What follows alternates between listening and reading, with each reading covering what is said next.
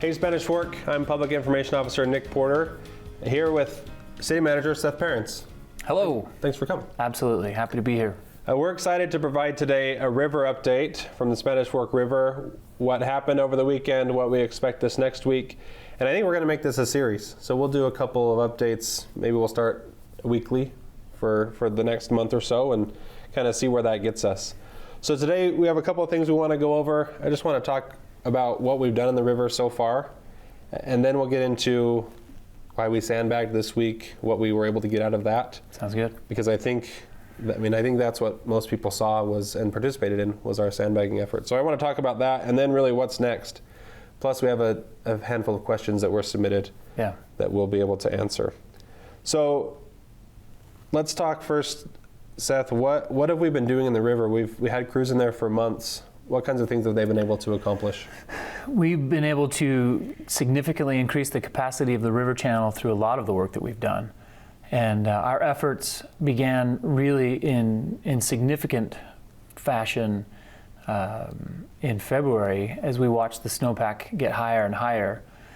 We removed deadfall and debris every year, but this year we knew we'd probably have something extra special. So crews began removing deadfall and trees in February and March. But by mid-March, we could really see that we were going to be experiencing probably the highest flows or potentially the highest flows ever. And so we started working on getting sandbar permits. And maybe some of our viewers and residents saw some of the work that we did and the collaboration that happened between the state and the city in order to get us the ability to remove sandbars more quickly. And so we've been in the river doing sandbar mitigation and removing debris and other things for the better part of a month and a half, and have really been successful at removing a lot of those impediments and just giving the river channel more capacity. And by giving the river channel more capacity, we've been able to keep the water levels lower, even though we've gotten up to flows greater than 2011. And that comes because of that increased capacity. So, you mentioned the snowpack. We have a graph of that starts really in October, and we start watching it to see how much snow is going to come our way, when it starts to melt. So if you can walk us through what we're looking at here, Seth. There are a lot of lines here, and this is where I get to be a little bit geek out a little bit, right?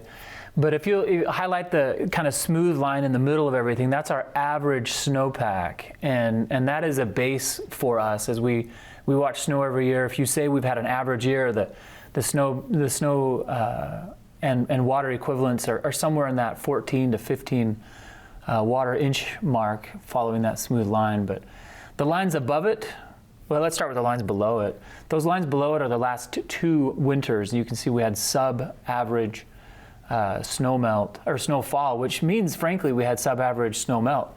And if you were to look back at pictures of the river or at the CFS, the water flowing in the river during those years, you would have hardly noticed any kind of runoff.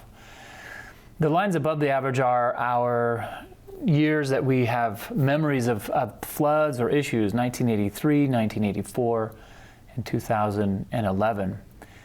Those are the three lines kind of together. That green line, way off above everything else, that's this year. And so you see we saw some 30% more snow than ever before. And that's why all of the panic and worry that you see across the state. Our snowpack, the basin that drains into the Spanish Fork River, is no different. Wonderfully, we're seeing the snow come off, and with as sharp a decline as you see starting right there at the beginning of April and until today, that's produced the water flow that we have. We're sitting at about 17 water inches up in the mountains still. With the levels of the river as they are today, that 17 inches certainly is capable of producing issues for us, and we're still vigilant. But we are all very happy at what has come off the mountain so far, and it's encouraging with what has come off. We still have a few more weeks of vigilance that we must keep. So all of this snow, I think we have a picture of this is where it's coming from, right? So it's not just what we can see, but it's really those back mountains as you get up Highway 6. Yeah, and this is by no means a perfect representation of where our water is coming from, but this gives you an idea, as you've alluded to, Nick, that it's way up there.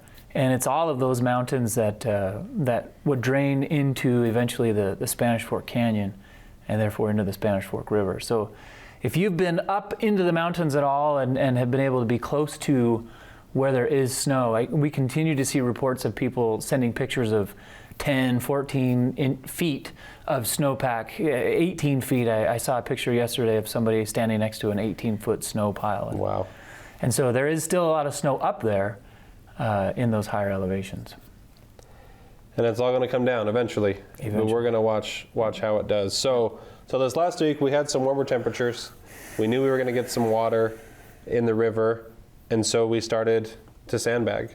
So I first want to say thank you to all those who helped. We estimate we had over 5,000 volunteers from Spanish Fork that helped to fill sandbags and to build some of our sandbag walls. So thank you for that. We really appreciate it. We couldn't have done it without you. We were strategic in waiting until we needed them. We didn't want sandbags walking off or sitting out. We wanted to be able to take that inertia and use it to our advantage, and we were able to do that. We filled over 100,000 sandbags in the 4 days that we did sandbagging. Yeah, very impressive work, and only because of the residents and their answer to the call, which was nothing short of inspirational and miraculous. I'd also like to thank Provo and some of their residents who filled bags. They generously donated 6,000 sandbags that we've been able to put to good use, and want to give them the credit that's due there. So let's talk a little bit about the flows in the river, what we watch, what maybe is an average flow year, and the peaks that we've seen just this week. I think we're going to call this round one, right? There's still snow on the mountains. There's still going to be some warmer temperatures. But for this week, we're kind of going to be slow. Yep. So we won round one. Yeah. If you want to look at it as possibly a 3-round fight. Of course, there was the warm-up stuff where we were in the mitigation and preparation stages, right? But really last week, Thursday into Friday, there was something about the river that happened Thursday night into Friday morning that it acted to all of us a little bit differently and a little bit more intensely than we had anticipated.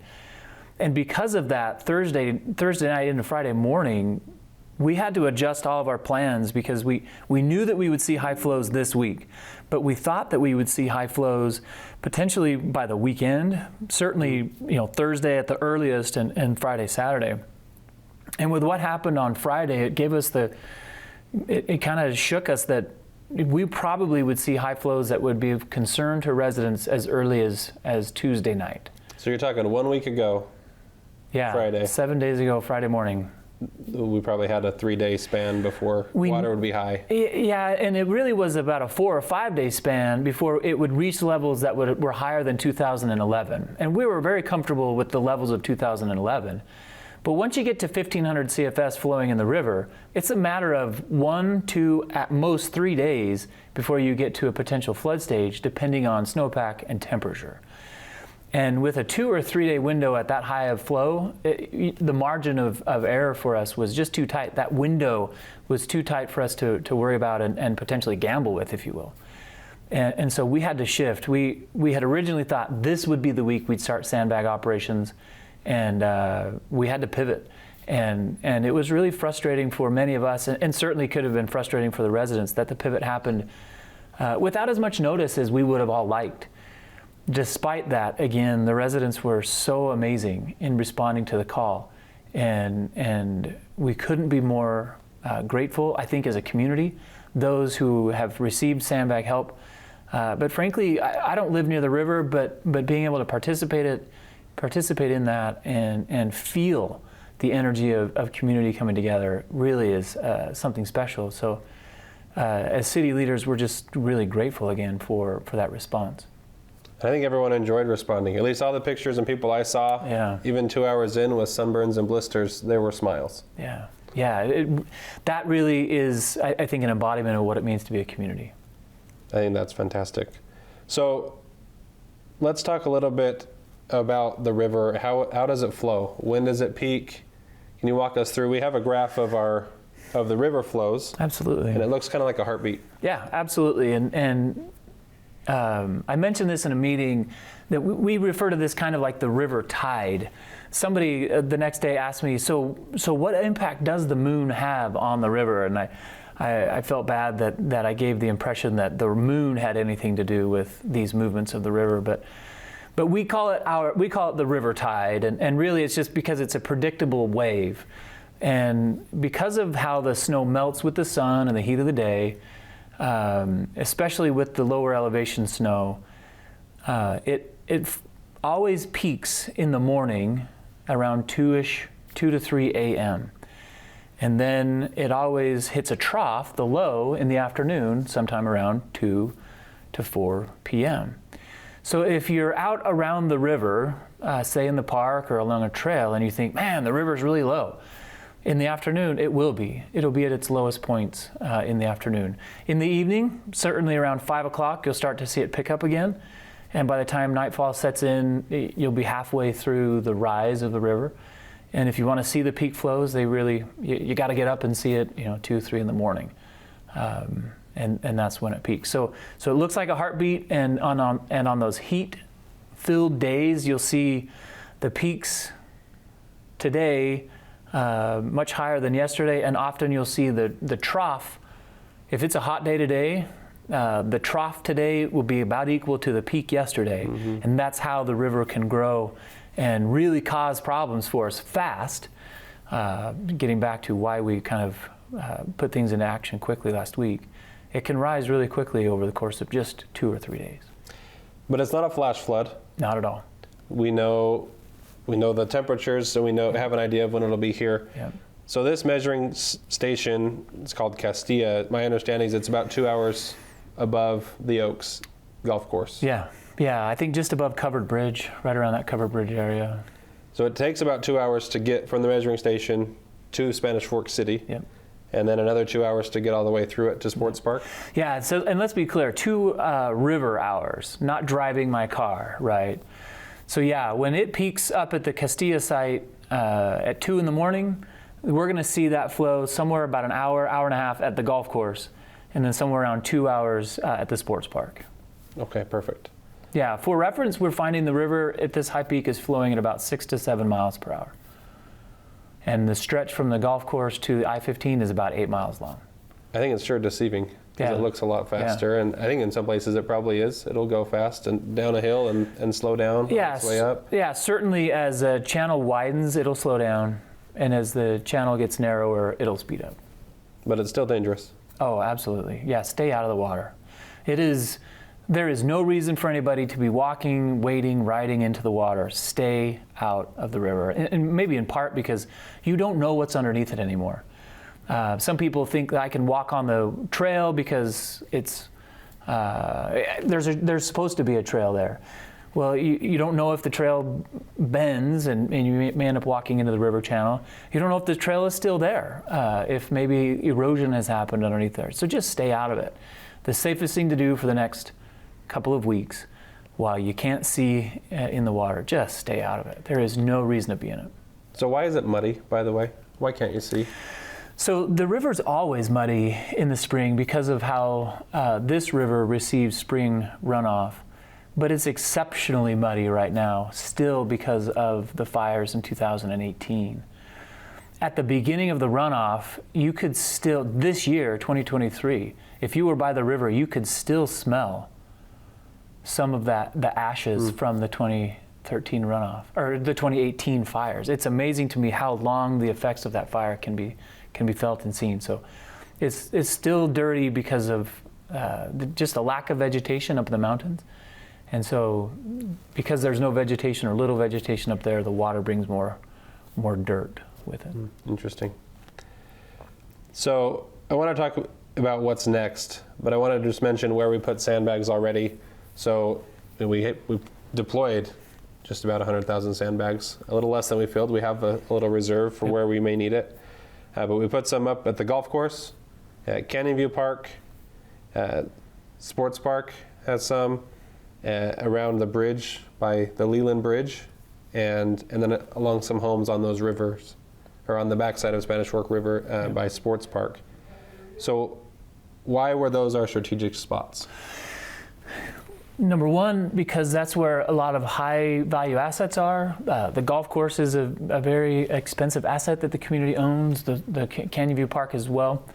Specifically, those are areas we've experienced flooding in the past. If you look back in time, 1983, 1984, those two areas were underwater, under 3 feet of water and debris after the floods in those years.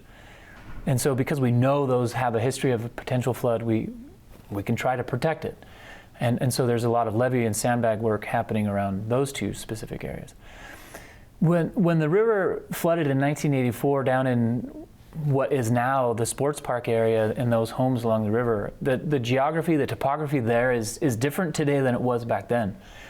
And so we don't really have a good record of how the banks were there. We don't know the exact height of what that field may have looked like then. We know what they are today. And because of that, we have what we call a base flood elevation. The engineering work done on floodplains tells us here's the base flood elevation.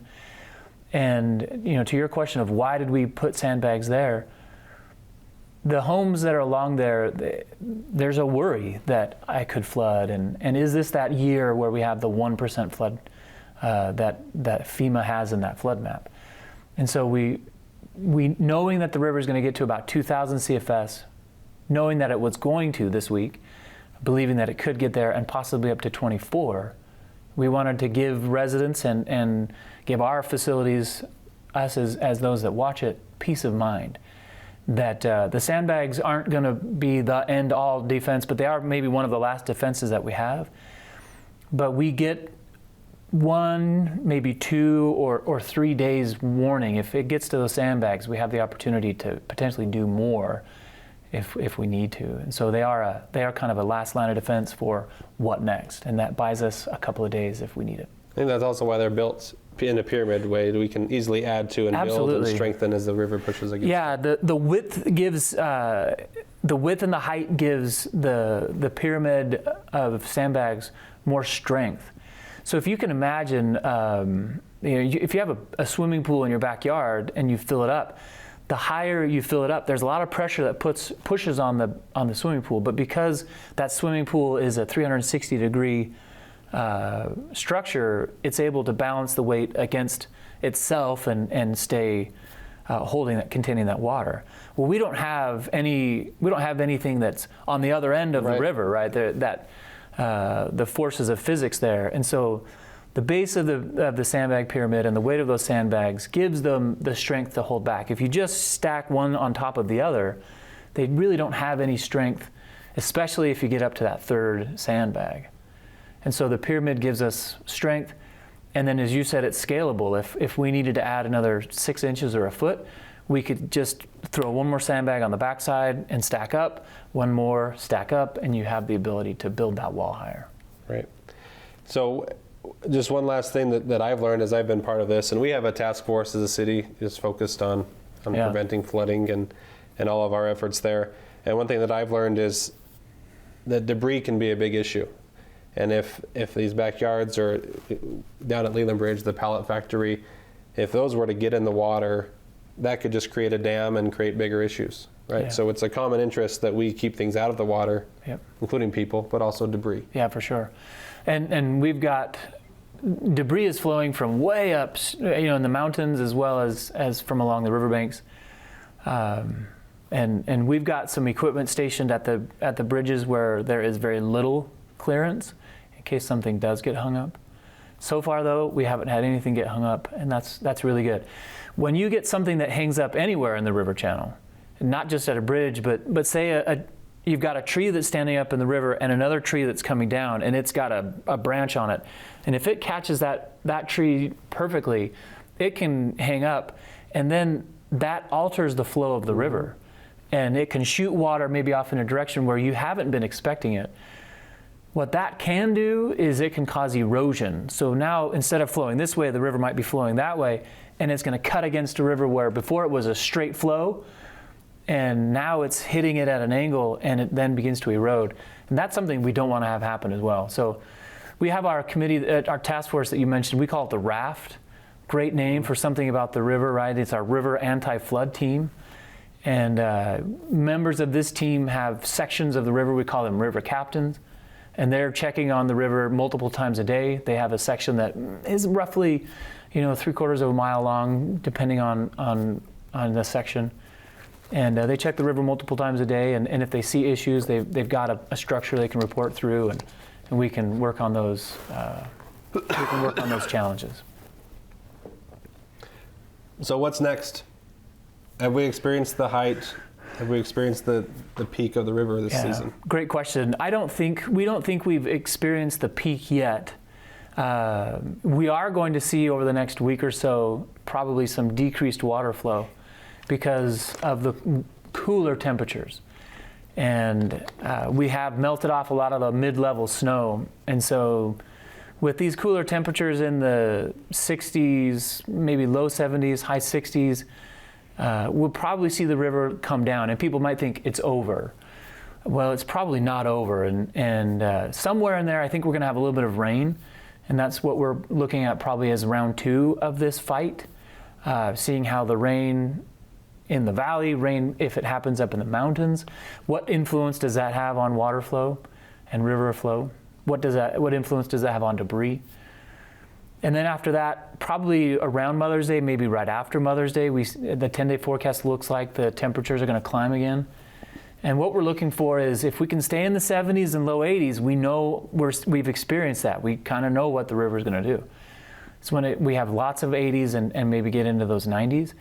And if or when that happens, Mother's Day and shortly after Mother's Day, we think that could be round 3. And so we've got our eyes on right now still that 10-day forecast for what we think could happen next.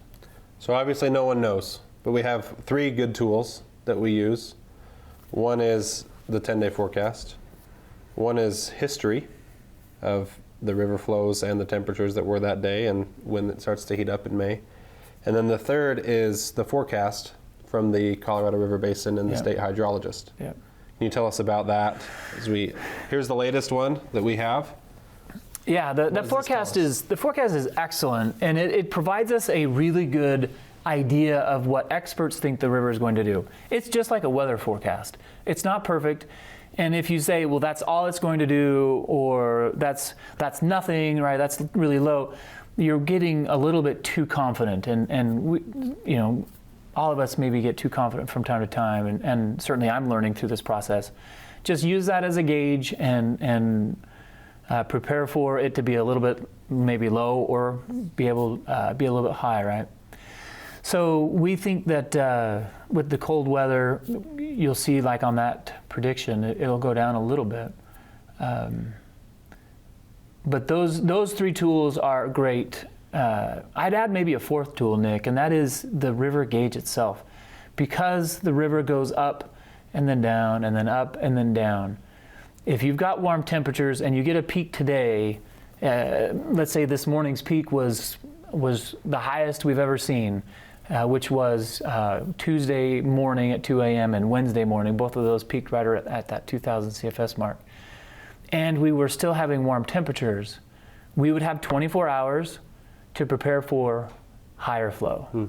And if the next day we knew was going to be hot as well, then we'd have 48 hours, right, to get prepared for what that next flow could be.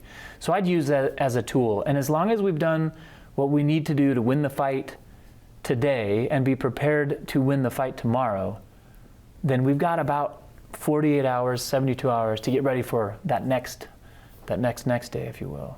And that's really what we're doing, and as we experience the river. I think that's a great point. And so all of these tools are available on our website, SpanishFork.org/flood. You can find all of these graphs that are updated regularly, and you can find a list of any trail closures that we have. We currently have 4 spots that are closed. That's the river side of the Urban Forest Trail, underneath Main Street and West Park Drive, and the south side of the river in the River Cove and Quail Hollow areas. Yep.